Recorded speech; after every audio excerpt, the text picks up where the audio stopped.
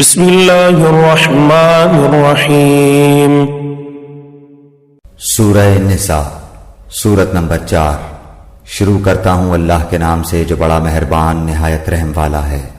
یا ایہا الناس اتقوا ربکم الذی خلقکم من نفس واحدۃ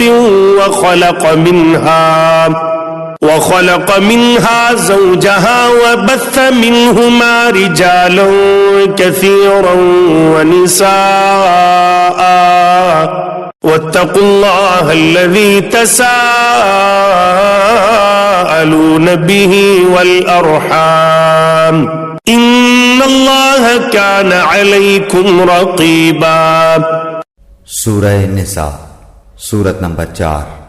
شروع کرتا ہوں اللہ کے نام سے جو بڑا مہربان نہایت رحم والا ہے۔ اے لوگو، اپنے پروردگار سے ڈرو جس نے تمہیں ایک جان سے پیدا کیا اور اسی سے اس کی بیوی کو پیدا کر کے ان دونوں سے بہت سے مرد اور عورتیں پھیلا دیں۔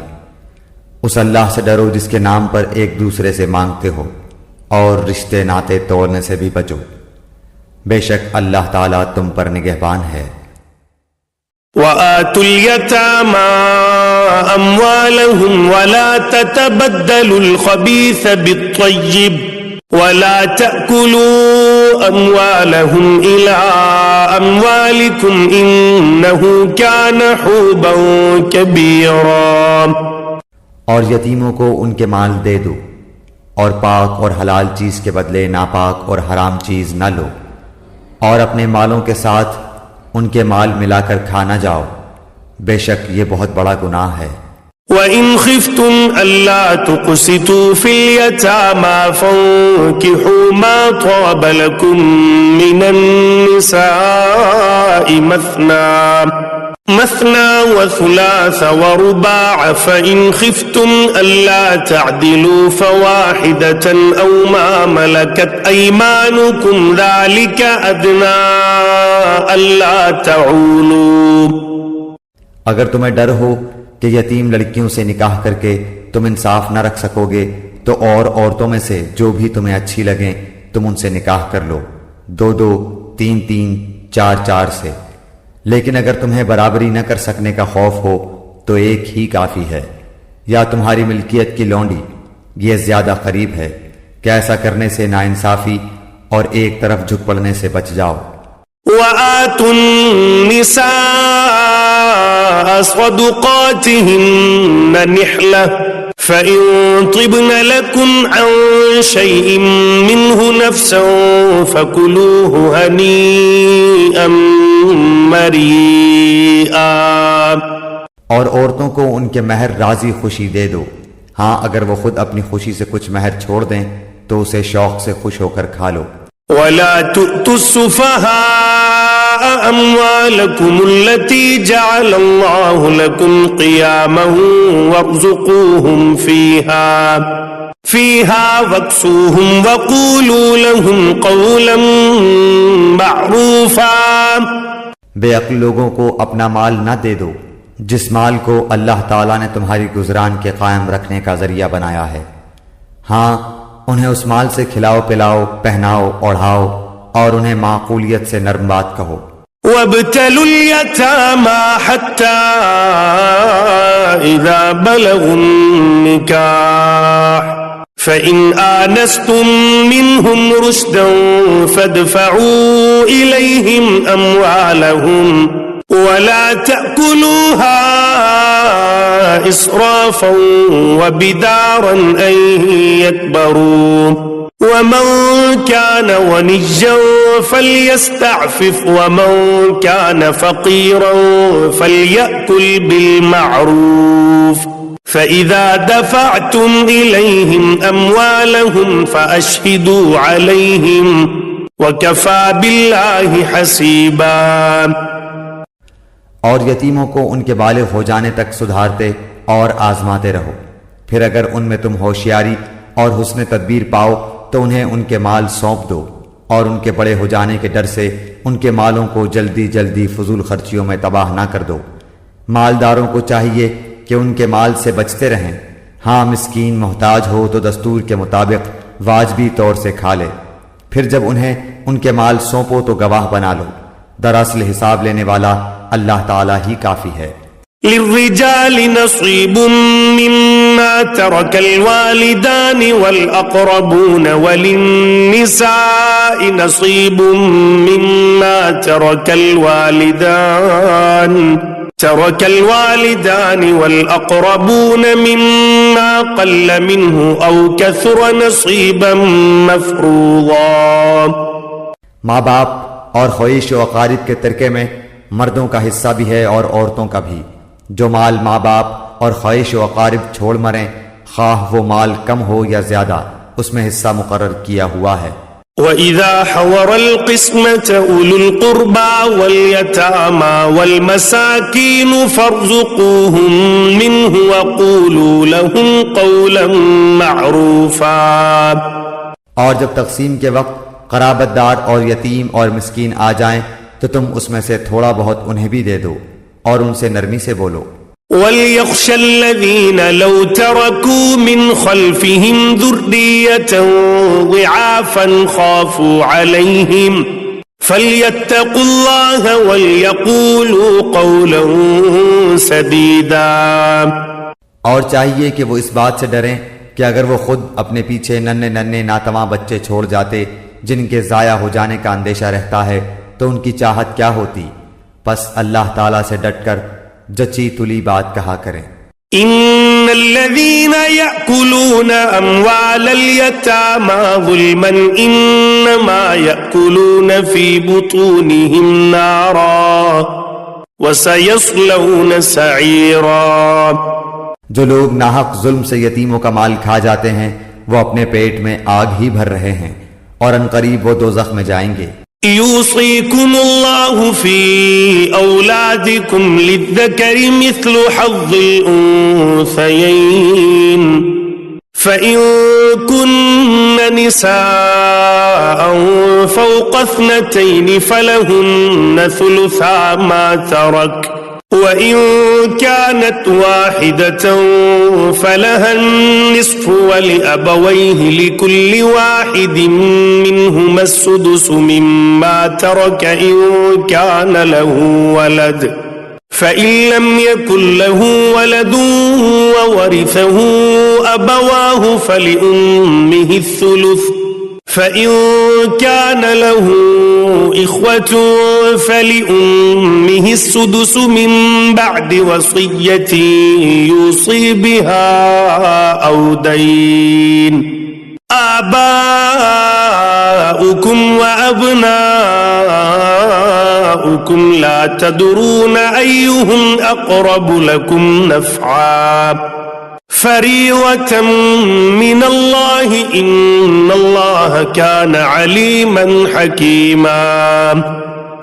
اللہ تعالیٰ تمہیں تمہاری اولاد کے بارے میں حکم کرتا ہے کہ ایک لڑکے کا حصہ 2 لڑکیوں کے برابر ہے، اور اگر صرف لڑکیاں ہی ہوں اور 2 سے زیادہ ہوں تو انہیں مال متروکہ کا 2/3 ملے گا، اور اگر ایک ہی لڑکی ہو تو اس کے لیے آدھا ہے، اور میت کے ماں باپ میں سے ہر ایک کے لیے اس کے چھوڑے ہوئے مال کا 6واں حصہ ہے، اگر اس میت کی اولاد ہو، اور اگر اولاد نہ ہو اور ماں باپ وارث ہوتے ہوں تو اس کی ماں کے لیے 3واں حصہ ہے۔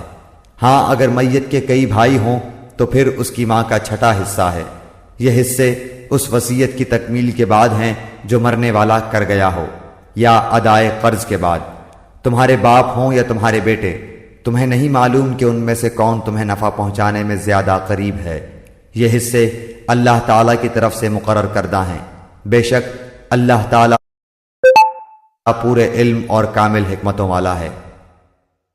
وَلَكُمْ نِصْفُ مَا تَرَكَ أَزْوَاجُكُمْ إِن لَّمْ يَكُن لَّهُنَّ وَلَدٌ فَإِن كَانَ لَهُنَّ وَلَدٌ فَلَكُمُ الرُّبُعُ مِمَّا تَرَكْنَ مِن بَعْدِ وَصِيَّةٍ يُوصِينَ بِهَا أَوْ دَيْنٍ وَلَهُنَّ الرُّبُعُ مِمَّا تَرَكْتُمْ إِن لَّمْ يَكُن لَّكُمْ وَلَدٌ فَإِن كَانَ لَكُمْ وَلَدٌ فَلَهُنَّ الثُّمُنُ مِمَّا تَرَكْتُم مِّن بَعْدِ وَصِيَّةٍ من بعد وصية توصون بها أو دين وإن كان رجل يورث كلالة أو امرأة وله أخ أو أخت فلكل واحد منهما السدس فإن كانوا أكثر من ذلك فهم شركاء في الثلث من بعد وصية يوصى بها أو دين غير مضار وصية من الله والله عليم حليم. تمہاری بیویاں جو کچھ چھوڑ مریں اور ان کی اولاد نہ ہو تو آدھوں آدھ تمہارا ہے، اور اگر ان کی اولاد ہو تو ان کے چھوڑے ہوئے مال میں سے تمہارے لیے چوتھائی حصہ ہے، اس وصیت کی ادائیگی کے بعد جو وہ کر گئی ہوں یا قرض کے بعد، اور جو ترکہ تم چھوڑ جاؤ اس میں ان کے لیے چوتھائی ہے اگر تمہاری اولاد نہ ہو، اور اگر تمہاری اولاد ہو تو پھر انہیں تمہارے ترکے کا 8واں حصہ ملے گا اس وصیت کے بعد جو تم کر گئے ہو اور قرض کی ادائیگی کے بعد. اور جن کی میراث لی جاتی ہے وہ مرد یا عورت کلالہ ہو، یعنی اس کا باپ بیٹا نہ ہو اور اس کا ایک بھائی یا ایک بہن ہو تو ان دونوں میں سے ہر ایک کا چھٹا حصہ ہے، اور اگر اس سے زیادہ ہوں تو 1/3 میں سب شریک ہیں اس وصیت کے بعد جو کی جائے اور قرض کے بعد، جبکہ اوروں کا نقصان نہ کیا گیا ہو. یہ مقرر کیا ہوا اللہ تعالیٰ کی طرف سے ہے اور اللہ تعالیٰ دانا ہے بردبار. تلك حدود الله ومن يطع الله ورسوله يدخله جنات تجري من تحتها الأنهار خالدين فيها وذلك الفوز العظيم. یہ حدیں اللہ تعالیٰ کی مقرر کی ہوئی ہیں، اور جو اللہ تعالیٰ کی اور اس کے رسول صلی اللہ علیہ وآلہ وسلم کی فرما برداری کرے گا اسے اللہ تعالیٰ جنتوں میں لے جائے گا جن کے نیچے نہریں بہہ رہی ہیں، جن میں وہ ہمیشہ رہیں گے، اور یہ بہت بڑی کامیابی ہے. ومن يعص الله ورسوله ويتعد حدوده يدخله نارا خالدا فيها وله عذاب مهين. اور جو شخص اللہ تعالیٰ کی اور اس کے رسول صلی اللہ علیہ وآلہ وسلم کی نافرمانی کرے اور اس کی مقررہ حدوں سے آگے نکلے اسے وہ جہنم میں ڈال دے گا جس میں وہ ہمیشہ رہے گا. ایسوں ہی کے لیے رسوا کن عذاب ہے. واللاتی یأتین الفاحشة من نسائکم فاستشہدوا علیہن 4 منکم فَإِن شَهِدُوا فَأَمْسِكُوهُنَّ فِي الْبُيُوتِ حَتَّى يَتَوَفَّاهُنَّ الْمَوْتُ أَوْ يَجْعَلَ اللَّهُ لَهُنَّ سَبِيلًا. تمہاری عورتوں میں سے جو بے حیائی کا کام کریں ان پر اپنے میں سے 4 گواہ طلب کرو.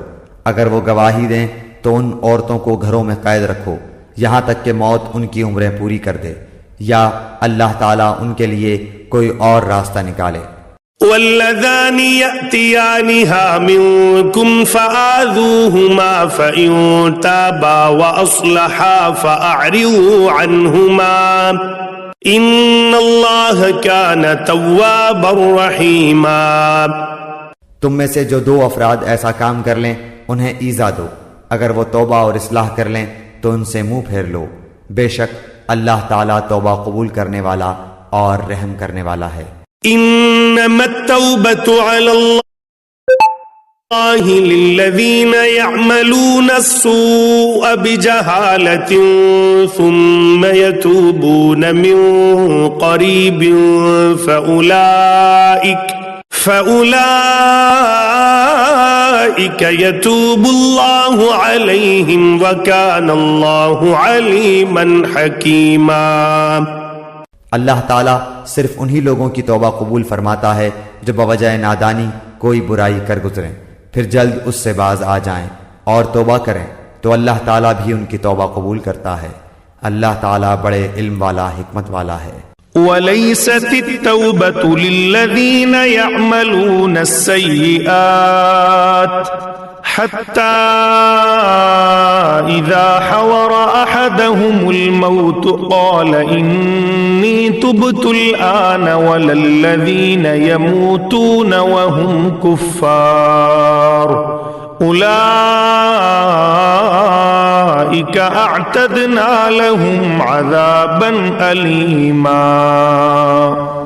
ان کی توبہ نہیں جو برائیاں کرتے چلے جائیں یہاں تک کہ جب ان میں سے کسی کے پاس موت آ جائے تو کہہ دے کہ میں نے اب توبہ کی، اور ان کی توبہ بھی قبول نہیں جو کفر پر ہی مر جائیں۔